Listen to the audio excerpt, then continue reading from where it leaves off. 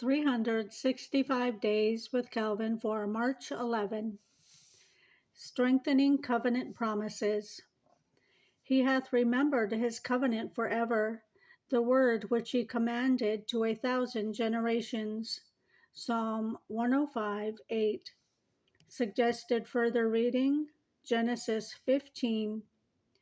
God made a covenant with Abraham, and by solemn oath also promised to be the God of Abraham's seed. To give greater assurance of the truth of his promise, God graciously renewed his covenants with Isaac and Jacob. The effect of extending the vow to posterity is that God's faithfulness might take deeper hold of the hearts of his people. Also, when God's grace is renewed on recurring occasions, it becomes better known and more illustrious among men.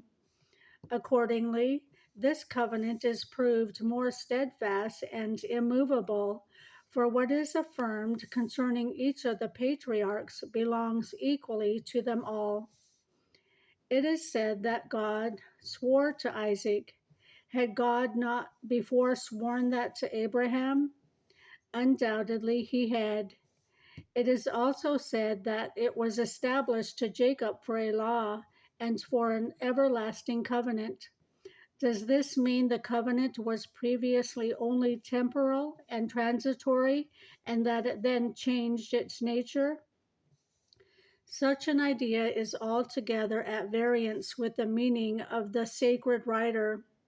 By these different forms of expression, the psalmist asserts that the covenant was fully and perfectly confirmed, so that, if the calling was perhaps obscure for one man, it might become more evident by God's transmitting it to posterity.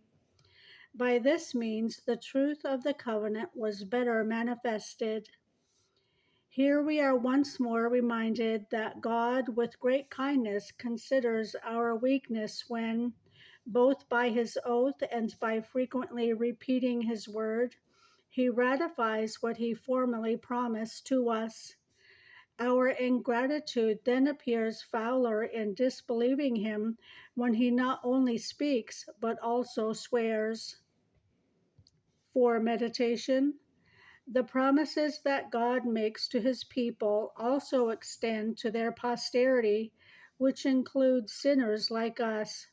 How does each manifestation of God's covenant promises help strengthen believers' responses to their covenant commitments?